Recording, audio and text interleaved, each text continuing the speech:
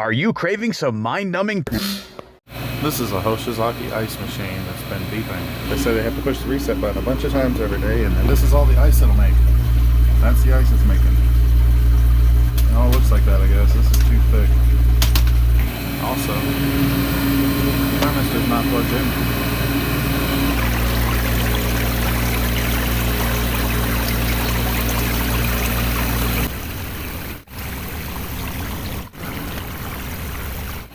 Well, that looks pretty terrible. That kind of looks like a separated evaporator and uneven water flow at the same time. I'm going to reconnect this, and I'm going to unhook this.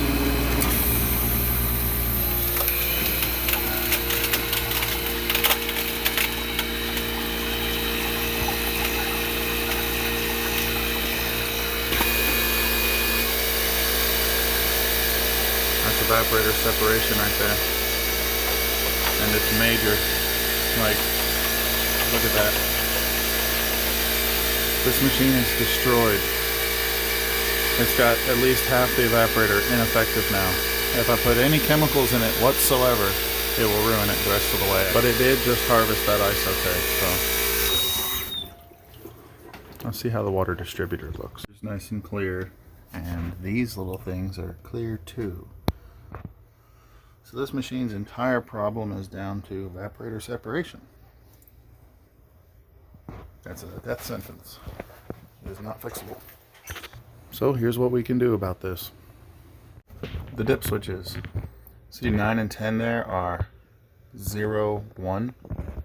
That's the 70-minute option. That's already as high as I can go. So I can't adjust that. Here, this is the float switch. It appears to be adjustable. If I raise the float switch, then a higher water level will trigger harvest, and that means it'll trigger harvest with less ice produced, which it needs to do because it can't make its full batch of ice. And all it knows is how much water it's frozen. That's why it's making those big, thick, huge cubes. So I'm going to raise this up as much as I can. At first glance, it looks like that's all the movement we get. That's not very good, but it's because of this thing protruding up.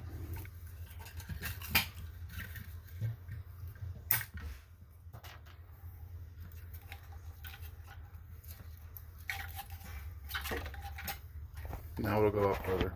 So that's where it started, and that's about how far up it was allowed to go, and that's how far up it can go now. So I'm going to put it somewhere like that.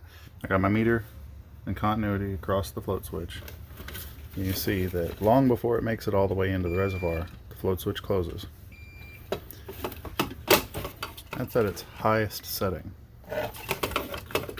Its new highest setting. So we're going to leave it just like that, now that I know it's not up too high to function. And with that, we just watch for an entire cycle and see if it's able to reliably make ice unattended. We're partway through freeze now, and it's starting to actually freeze ice on more of these than I expected. There's obviously still a bunch of dead spots, but there's enough places freezing water that it might have a chance. It just went into harvest. It's been 21 minutes.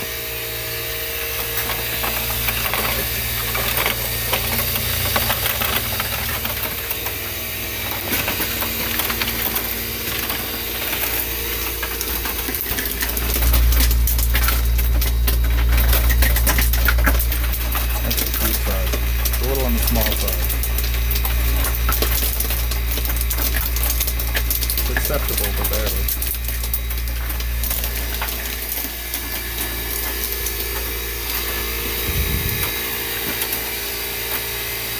"21 minutes is a pretty short freeze. It has 70 minutes freeze.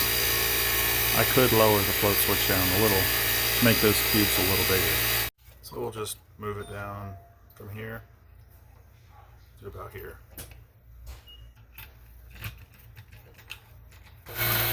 Took 23 minutes that time.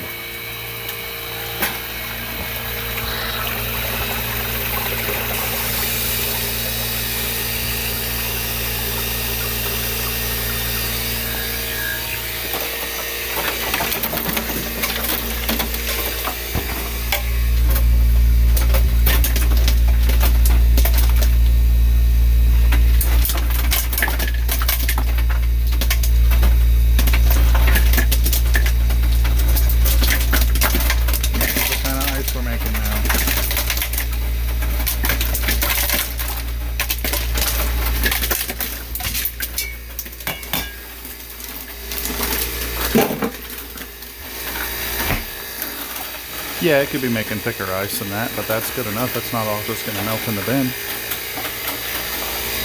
And this way, it has plenty of room to get worse before it stops working at all. It made this ice in about a third of the time that it has to make ice with.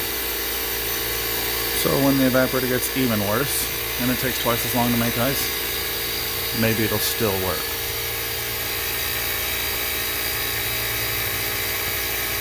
And that's it. That's all you can do. You can squeeze a couple more years out of one of these if you do this. Just whatever you do, don't descale it. If you ever descale that evaporator, it'll quit working. That scale is holding it together. And that's how you fix an unfixable Hoshizaki ice machine.